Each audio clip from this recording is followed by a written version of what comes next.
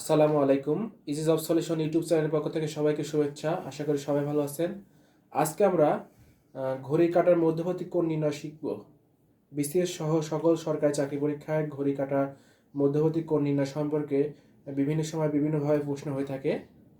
আজকে আমরা shortcut technique ব্যবহার করে ঘড়ি কাটার মধ্যবর্তী কোণ নির্ণয় করা যায় খুব সহজে কীভাবে সেটাই শিখব। চলুন শুরু করা যাক।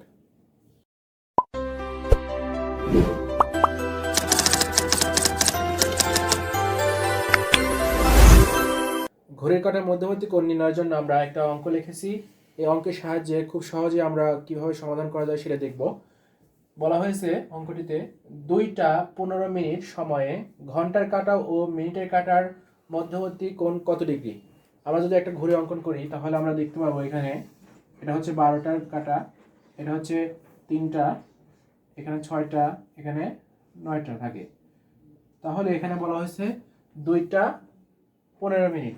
তাহলে আমরা যদি এখানে 2 ধরি,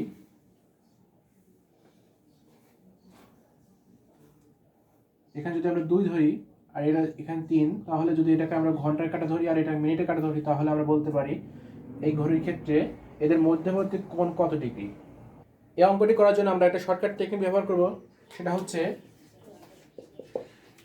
11m মাইনাস 60h ডিভাইডেড 2। এখানে m মানে হচ্ছে মিনিট এবং h মানে হচ্ছে ঘন্টা, অর্থাৎ এখানে 11 গুণন 15 মাইনাস 60 গুণন 2। এখানে 2 ঘন্টা বলা হয়েছে সেজন্য 60 গুণন 2, আর 15 মিনিটের কথা বলা হয়েছে সেজন্য 11 গুণন 15 ডিভাইডেড কত 2। তাহলে এখানে যদি আমরা ক্যালকুলেশন করি তাহলে আমরা পাবো 11 এবং 15 গুণ করলে পাবো হচ্ছে 165 মাইনাস 120 ডিভাইডেড 2, অর্থাৎ 45/2। এটাকে যদি আমরা ক্যালকুলেশন করি তাহলে পাচ্ছি 22.1/2 ডিগ্রি। অর্থাৎ আমরা কিন্তু খুব সহজে আমরা বলতে পারি যে 2:15 সময়ে ঘন্টার কাঁটা ও মিনিটের কাঁটার মধ্যবর্তী কোণ হবে 22 ডিগ্রি, 22.5 ডিগ্রি বা 22.1/2 ডিগ্রি। এভাবে কিন্তু আমরা খুব সহজে এই শর্টকাট টেকনিক ব্যবহার করে যে কোনো ঘড়ি কাঁটার মধ্যবর্তী কোণ নির্ণয় করতে পারি। আরেকটা অঙ্কের মাধ্যমে আমরা খুব সহজে বুঝতে পারবো। আরেকটা অঙ্ক যদি বলি আমরা যে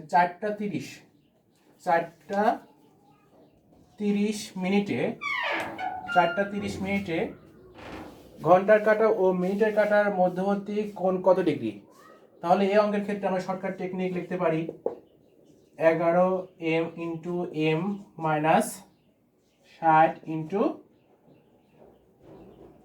h ডিভাইডেড কত 2। তাহলে এখানে আমরা m মানে হচ্ছে জানি মিনিট, তাহলে m সমান মিনিট হলে তাহলে এখানে দেওয়া আছে 30 মিনিট, তাহলে 11 গুণন 30 মাইনাস 60 গুণন 4।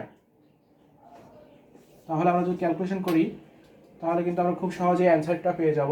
এখানে 11 এবং 30 গুণ করলে পাচ্ছি 330 এবং 60 এবং 4 যদি গুণ করি তাহলে আমরা পাচ্ছি 240। এখান থেকে বিয়োগ করলে আমরা পাচ্ছি 90/2 অর্থাৎ 45 ডিগ্রি। আমরা কিন্তু খুব সহজে দেখতে পারলাম যদি 4:30 সময় এই সময় যদি এই সময়ের ক্ষেত্রে ঘন্টার কাঁটা এবং মিনিটের কাঁটার মধ্যবর্তী কোণ হবে 45 ডিগ্রি। আমরা চিত্রের সাহায্যে দেখতে পারি এই অঙ্কটার। যদি এটা আমরা যদি ধরি 12, এটা 3, এটা হবে 6, এটা 9, তাহলে আমরা বলছে 4:30। তাহলে আমরা যদি এখানে দেখি এটা হচ্ছে 4, তাহলে এখানে 4:30, এটা ঘন্টার কাঁটা 30 মিনিট, তাহলে এখানে দেখতে পাচ্ছি এই মধ্যবর্তী কোণের পরিমাণ হচ্ছে 45 ডিগ্রি। আশা করি সবাই বুঝতে পেরেছেন। খুব সহজে শর্টকাট টেকনিক ব্যবহার করে ঘড়ি কাঁটার মধ্যবর্তী কোণ নির্ণয় করার চেষ্টা করলাম। অবশ্যই সবার উপকার হবে। এরপর এটা বিভিন্ন সময় বিভিন্ন চাকরি পরীক্ষা এসে থাকে। ধন্যবাদ সবাইকে। আজকে এই পর্যন্তই। আসসালামু আলাইকুম।